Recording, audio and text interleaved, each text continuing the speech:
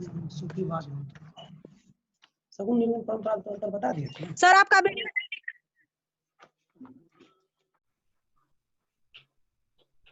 आज के online live class में आप सबों का स्वागत है। आप लोग को मालूम ही होगा कि हमने पिछले क्लास में 12th इतिहास के इकाई 6 का कुछ पॉइंट को पढ़ाए थे और आज शेष पॉइंट को पढ़ाएंगे। हमने लास्ट पॉइंट भक्ति आंदोलन के प्रभाव को पढ़ाए थे और उसको लिखाए भी थे और आज का पॉइंट होगा आपका सगुण एवं निर्गुण परंपरा में अंतर।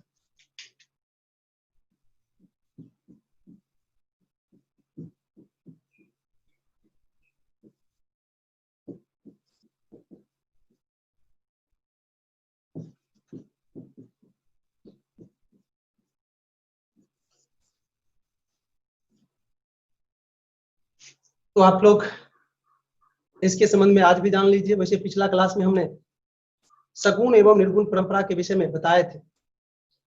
सगुण परंपरा धार्मिक क्षेत्र के उस परंपरा से जुड़ा हुआ है जिसमें मंदिर, मस्जिद, मूर्ति पूजा, मूर्ति निर्माण पर विशेष ध्यान दिया गया। साथ ही साथ ईश्वर के अनेकों रूप की पूजा की गई। लेकिन निर्गुण परंपरा में इसका उल्टा, इसमें मंदिर, मस्जिद, मूर्ति का कोई स्थान नहीं दिया गया। साथ ही ईश्वर को निराकार माना गया। कहा इसका कोई रूप ही नहीं है, इसके निराकार मानकर इसका पूजा किए जाने की प्रथा शुरू हुई। तो इस तरह से आपने इसको समझ गए होंगे। अब इसको आप लोग नोट कर लीजिए और नोट करने के लिए ऐसे एक बनाइए, इसको 2 भाग में कर दीजिएगा।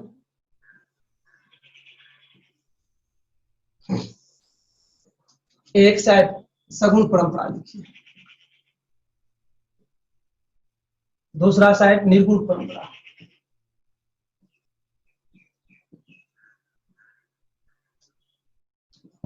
अब सगुण परंपरा में 1 नंबर में लिखिए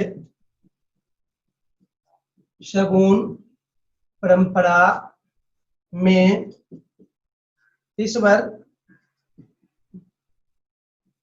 ईश्वर के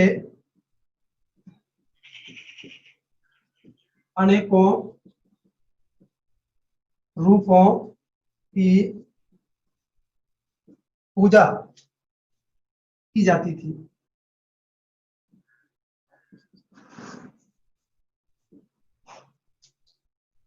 निर्गुण परंपरा के 1 नंबर में लिखिए निर्गुण परंपरा में ईश्वर को निराकार मानकर उसकी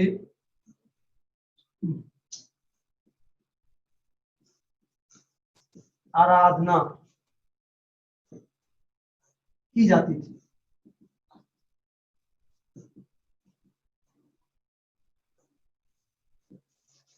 अब इस सगुण परंपरा के दूसरा नंबर में लिखिए, देखिए सगुण परंपरा में पूजा करने के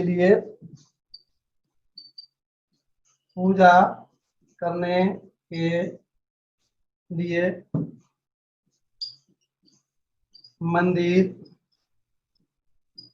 मस्जिद आदि बनाए जाते थे।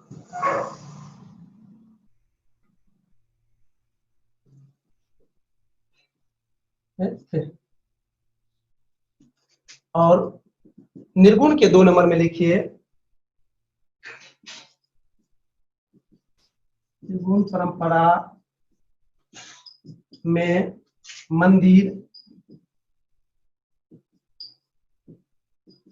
मस्जिद का कोई स्थान नहीं था। मंदिर मस्जिद का स्थान नहीं था।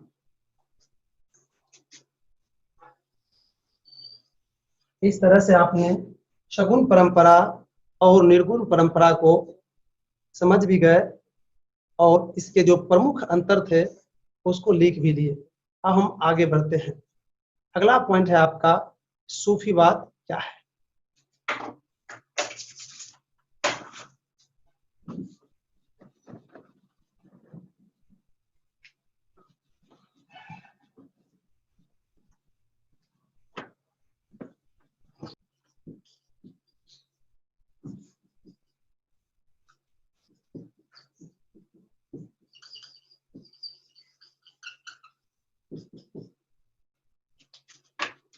इसको भी लिखने से पहले समझ लीजिए। सूफीवाद शब्द का संबंध इस्लाम धर्म से है। इस शब्द की उत्पत्ति कैसे हुआ, कब हुआ, किस लिए हुआ, इसका स्पष्ट जानकारी नहीं है। लेकिन इतना सत्य है कि इस्लाम धर्म में जो कर्मकांड उपस्थित थी उसके विरोध करने के लिए एक आंदोलन शुरू हुआ था। शायद उसी आंदोलन को सूफीवाद शब्द से संबोधित किया गया। लेकिन सूफी शब्द की उत्पत्ति कैसे हुआ, कहां हुआ, इस पर इतिहासकारों ने अलग अलग मत दिया है। कुछ इतिहासकारों का मानना है कि अरब प्रदेश में जो खुरदार ऐसे लिखना है, खुरदार या ऊनी वस्त्र पहनते थे उसको सूफी कहा जाता था। कुछ विद्वानों का मानना है कि सूफी उसे कहा जाता था जो शुद्ध एवं पवित्र विचार को होते थे, जिसका आचरण उच्च होता था, उसको सूफी कहा जाता था। इस तरह से अलग अलग इतिहासकारों ने, विद्वानों ने अलग अलग इसके संबंध में बताया है। हमने भी इस पर गहन अध्ययन करने के बाद इस निर्णय पर पहुंचे हैं कि सूफीवाद या सूफी शब्द का जन्म जहां भी हुआ हो, जैसे भी हुआ हो, लेकिन इतना सत्य है कि इस शब्द का प्रयोग उसके लिए होता था जो धार्मिक क्षेत्र में लीन रहते थे, जो शुद्ध एवं पवित्र विचार के रहते थे और जो एक आम आदमी से हटकर अलग तरह के वस्त्र पहनते थे और वह भक्ति से जुड़े हुए रहते थे। तो इस तरह से हमने सूफीवाद क्या है उसको बहुत ही सरल शब्दों में बताने का प्रयास किया। अब इसको आप लोग नोट कर लीजिए। सूफीवाद इस्लाम धर्म से संबंधित एक शब्द है जिसका उपयोग इस्लाम धर्म के कर्म कांड में सुधार लाने वाले संस्था या व्यक्ति के लिए किया जाता था। इस शब्द की उत्पत्ति पर अनेकों इतिहासकारों ने अपना विचार दिया है, लेकिन इतिहासकारों के बीच एक मत नहीं है। कुछ विद्वानों का मानना है कि अरब प्रदेश में सूफी उन्हें कहा जाता था जो खुरदार या ऊनी वस्त्र पहनते थे, जबकि कुछ विद्वानों का मानना था कि इस शब्द का उत्पत्ति सफा से हुआ है, जिसका अर्थ शुद्ध एवं पवित्र विचार से है। अर्थात शुद्ध एवं पवित्र विचार वाले व्यक्ति को सूफी कहा जाता था। Paragraph change. उपर्युक्त वर्णन से स्पष्ट हो रहा है कि सूफी शब्द का जन्म जहां से भी हुआ हो, लेकिन यह सत्य है कि इसका संबंध एक विशेष वस्त्र धारण करने वाले पवित्र और शुद्ध आचरण करने वाले लोगों से जुड़ा हुआ था।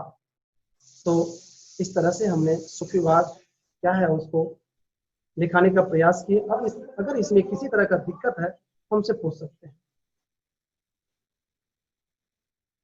लगते हैं कि आप लोग स्पष्ट रूप से लिख लिए। चलिए तो हम अगला पॉइंट की ओर बढ़ते हैं। अगला पॉइंट है आपका सूफीवाद का विकास।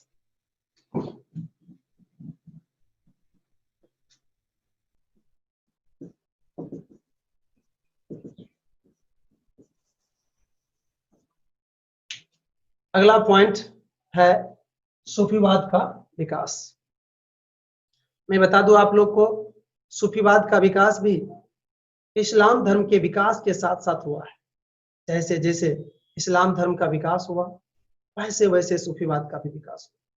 6ठी शताब्दी में इस्लाम धर्म का उदय हुआ और तेजी से विश्व के कई स्थानों पर पहुंच गया।